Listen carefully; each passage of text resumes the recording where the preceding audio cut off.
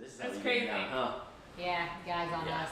But let's kind of turn back and let's talk about the economy, right? Because we started to get into that a little bit. Took down some statistics. That's from CBS News, so just want to cite my source. Somebody in CBS News said that there was 800,000 unemployment benefit claims made last week.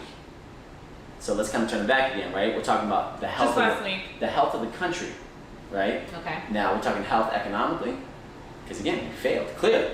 The numbers say that the facts prove that that's a lie. That's right. That you haven't done your job. Right. And for me, if you don't do your job, you get replaced. Absolutely. That's how I was raised. If you don't do your job adequately, there's somebody behind you of equal or better quality that will replace you. Right. And that's how our jobs are now, right? So why are we scared with the president? I think I think one of the things that Biden has most against him was that he was vice president of the Obama administration.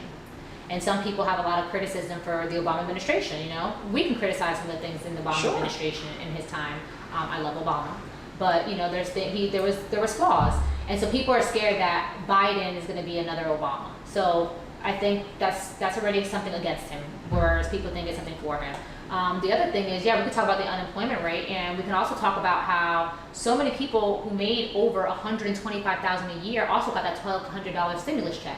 And yet people who weren't even making that, who don't make even in these six figures, did not get theirs till this day, okay? So they're over here acting like it was a treat. You know, nothing was treated. This is and let's be very clear, that stimulus package came from our tax-paying dollars, which we all Came pay from us, you know what I mean? It wasn't Trump bucks. No, it wasn't. Even though it was signed by him, it wasn't Trump. right. A lot of people were like, did you get your Trump bucks? You want to talk about a strong What? economy? How about we think about, some student loan forgiveness? I'm not even saying 100% forgiveness, but let's work out some plans. That is something that the Obama administration did work towards, right? I'm benefiting from some of the, from the forgiveness programs. At least put something in place. Give the young America hopes, because the millennials, us, we graduated and we came up in one of the worst times ever, right? Whereas like our parents, their generation was you work hard, you will have a good living, and you will have a good life. And that was really it. Yeah. It really paid that. Yeah. And then us, it was we like... came out during a recession. Yep. I'm 07. I graduated college in 2008. Yeah. Okay? I graduated college a month after my father was given forced retirement at a job that he worked for 10 years. Yes, so my father had to not only retire early, he also ended up having to take Medicaid. We waited for a couple of years and he finally had to take that out. I think my opinions on the economy, which I'm sure many people's opinions are for personal reasons, right? Yes, I earn a great living now, but I look at my parents who came to this country with nothing, worked very hard, gave their children a great life, and then now they're struggling, you know? That hurts me. When I want health care for all, I look at my parents. You know, I look at my family. I work hard. They should be able to benefit from my hard work as well. Yeah. They still work hard, you know. You're right. The health of the economy is a joke, you know. It's however you want to see it. People could say, you know, people are losing their homes, short sales. I work in real estate as well, you know. I see what's going on. Interest rates are low right now, yes. It's a seller's market right now, yes. You know what I mean? So people are going to take that and run with it. You just wait till next year. Because that's my thing. You see it, you know, and I really don't have much involvement financially in terms of things like real estate, stuff like that, right? But you just look at the trend, right? 'Cause I'm a big believer in trends, right? Because trends are factual things that follow each other to create some kind of linear movement, right? And the trend shows that this year is very similar to what 2006 looked like. Absolutely. 2007, going into that huge recession that we had. It's just a matter of time. The bubble is so big right now. All it's going to take is one leaf to blow and touch that bubble, and everything explodes. Yeah. And then what happens? And I'll be unbiased. I won't blame the bubble or that roller coaster on Trump. Like you just said, you cannot blame it on their administration. And like you mentioned, it is a trend. And I've held a lot of jobs in my life. I look younger than I am. I was a financial advisor in my early 20s, and that's something. And so, I used to help people with life insurance, but also with mutual funds. Sure. And when you invest and you're planning, we used to say most people don't plan to fail. Most people don't plan to fail; they fail to plan. So what we used to go is we used to try to help middle class families, and we'd create a roadmap for them. Okay, you're this age, you have this many people. How do we protect your foundation, your family, life insurance? And then we used to talk about, okay, how do you make sure that when you get to this age, you can retire comfortably, right? And that's mutual funds, right? So one of the things we used to always tell is don't be scared. When the market is crashing, that's the best time to buy in if you're our age, right? Because we don't have much risk. If you're older, it's a little more scarier. So we can't blame that roller coaster on Trump. You can look at the trends. It's usually every 10 to 12 years. Yep. And it's exactly what's happening, you know. Same thing with the real estate market, it's the economy. So It's kind of like a superstorm though with COVID happening too. Yeah, absolutely. And a lot of people losing their jobs and not being able to pay the rent, pay the mortgage. And this might be the catalyst that pushes it over. Yeah. You know, because you got to think, okay, let's say Biden wins office. He's coming in at probably one of the worst starting points for a president in a while. So did Obama. Very true. Obama came in he got voted in 08, he started in 09. Coincidence? I believe in divine order, actually. So for me, looking at that number, 800,000, I still think it would have been a big number of people dying. However, I think had they reacted quicker, you could have cut that in half. Well, that's the unemployment. That's unemployment. That's unemployment. 800,000. Yeah. We've lost 210,000 people in this country. 210,000 Yeah. people died. Yeah. Oh, so I don't mean death. I mean like jobs too. Yeah. Sure. Thing. Yeah. Absolutely. I feel like you could cut that in half. Yeah. And that was the thing. You know, my biggest takeaway from this whole debate last night is Kamala Harris really made me think about the failure to act from the presidential office right now. The failure to act, the failure to accept the facts caused this disillusion, caused this. Yeah. What we're in right now. Why is it taking this long to recognize that we have a problem? And she made a very valid point last night. She said, okay, when you realized that this wasn't working, how come you guys didn't stop, reassess, and then make a new plan? Myself and President Biden, we have a plan. And that's the arrogance again, right? Because they don't want to admit that they have failed. It's like they feel, you know, when they don't realize that humility takes you a long way. If you come to your constitution, if you come to your people of this country and you let them know, listen, this isn't working, and you put other things in play, then, you know, I think we would have a lot more respect for him than we do now. Yes. However, I think a big part of playing into that is not just their ego, but it's also the people who are funding his campaign, right? That's the part that people don't talk about. That's why he won't condemn white supremacy. Follow right? the money. Exactly. He's following the money. The money. Absolutely. Always. Y'all wanted a businessman. Y'all wanted a reality star. Y'all got him. And look what it's provided us thus far. Absolutely. Stand by and stand back. You know, it's been interesting. You know, and one of my biggest takeaways too, which really made me realize how, like I had said earlier, the lack of action, the lack of a plan. Right? You don't plan to fail. You fail to plan. Facts. That's a perfect example of this whole Trump administration because every time that Kamala Harris asks, "Hey, Pence, what is the plan? What is your healthcare plan? What is the plan?" I don't. Nobody knows. They don't even know. He deflects. Yes. Yeah, and he is the head of the COVID committee team. Yeah. And let that sink in. Right. The head of the snake that's supposed to solve this issue doesn't even know the plan that he's supposed to be creating to fix this. Right. He's like in La La Land. Holy shit. I think it's becoming crystal clear to the entire That is country alarming to me. They don't have a plan. That is clearly not. Yeah. I mean, like I said, why is the United States the worst country in the world with COVID-19? Right. We're supposed to be one of the most developed countries in the entire earth. Right. But we handle this the worst. Is that a coincidence? No. Is it also a coincidence that our president contracted this virus? And let's be clear, the only person that should have been immune from this was him. Right. He has the most Let's protection. call a spade a spade. He was the only person that should be immune from this. Absolutely. Why? Not because his body is different, like he said to a reporter, "Oh, I was created different. They took my DNA, and my DNA is different." No, it's not. It's because you have resources that no human being will ever experience in your lifetime, and you still got it. What does that say? Because you didn't take it serious. What does that say?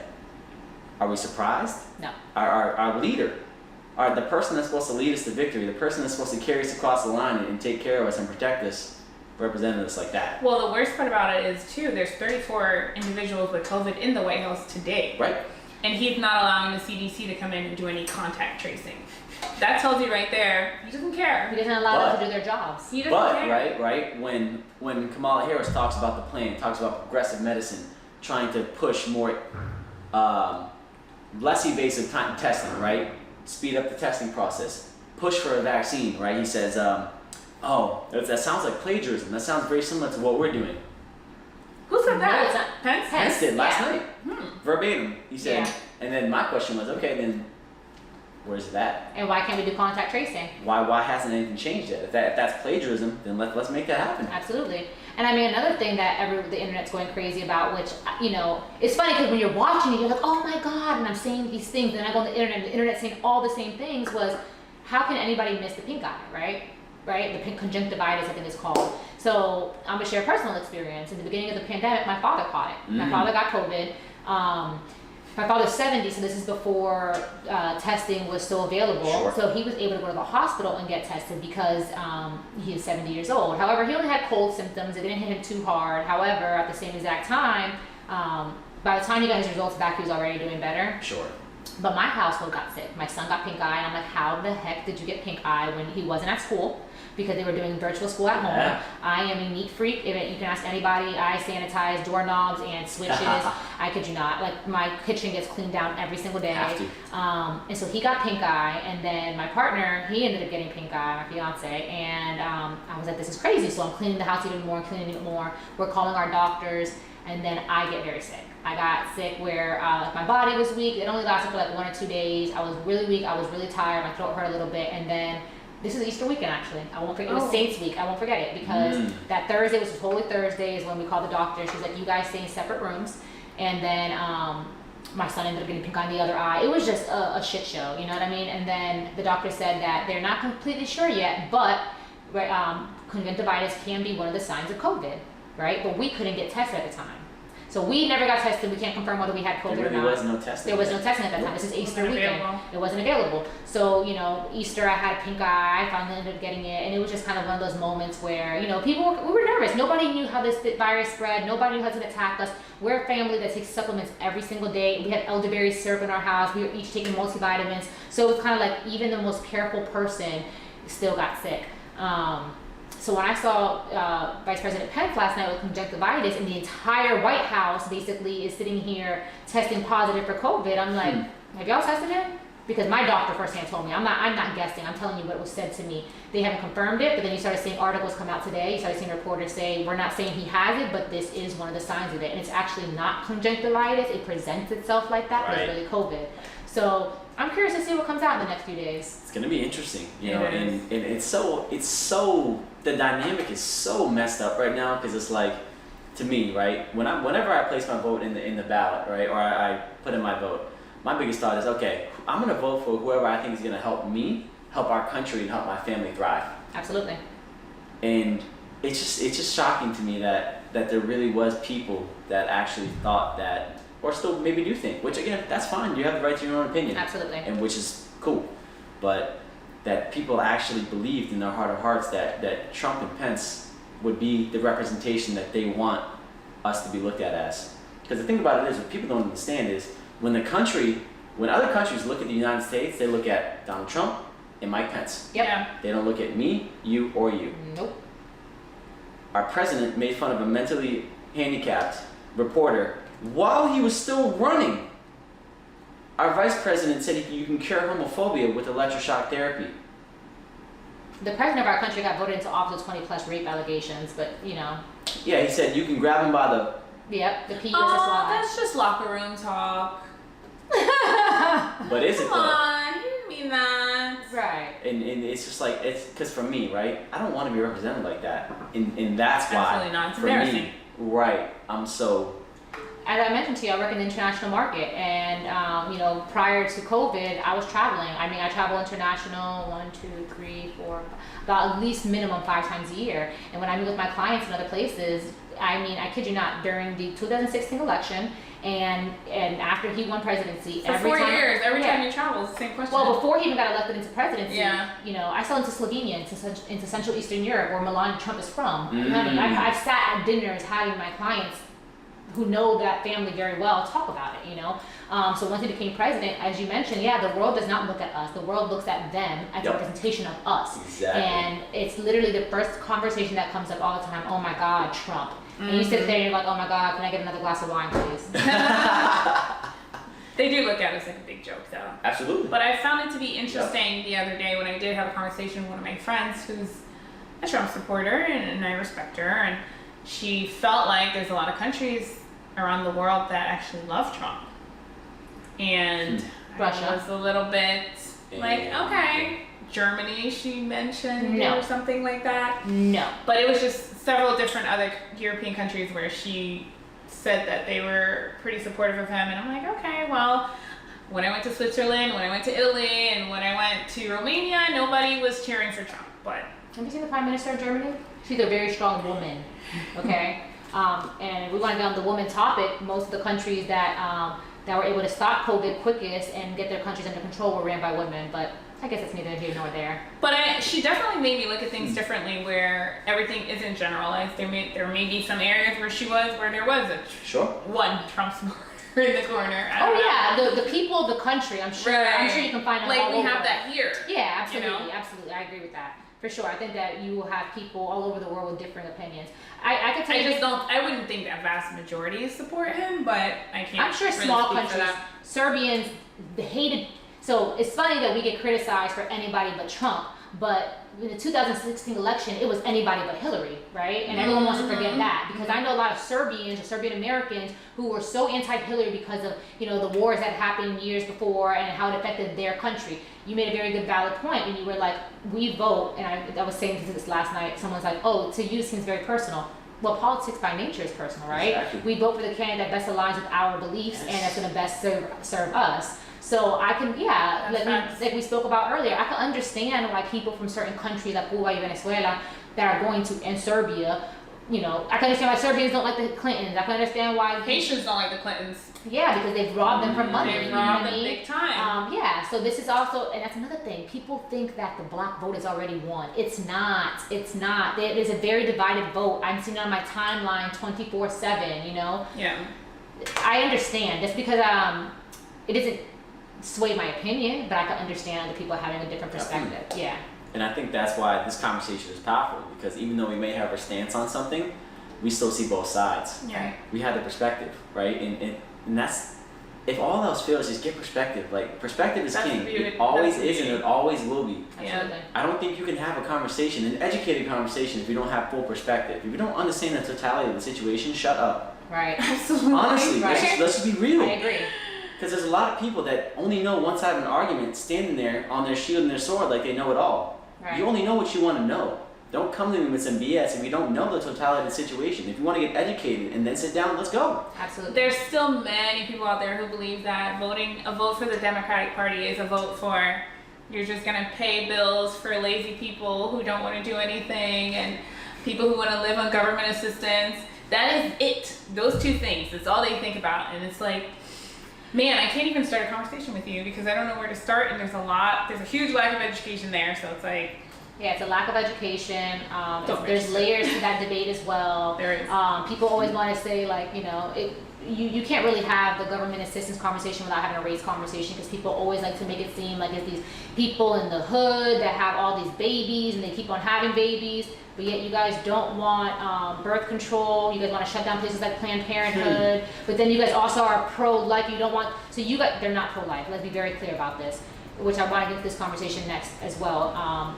You know, people assume that one who is pro-choice is pro-abortion, and that's not necessarily That is not true. I just had that conversation this past and I don't know if you weekend. saw my rant on Facebook the other day, because it was just like, I had to verbalize it, because it really made me upset. I've never in my life had an abortion. I probably would never get an abortion. It's not my cup of tea. However, I think that a woman's right to choose, I don't want somebody telling me what to do with my body. I'm not going to tell somebody else what to do with their body. Absolutely. Again, they want to bring up the religious debate when we talk about pro-life versus pro-choice, but God gave us free will, and that's biblical. So if God has enough faith in us for us to make our own choices, I mean, from the beginning of the Bible, when Eve ate the forbidden fruit. So don't give me this whole story of, pro-life when you don't necessarily want to help out. Okay, so now this woman has all these children.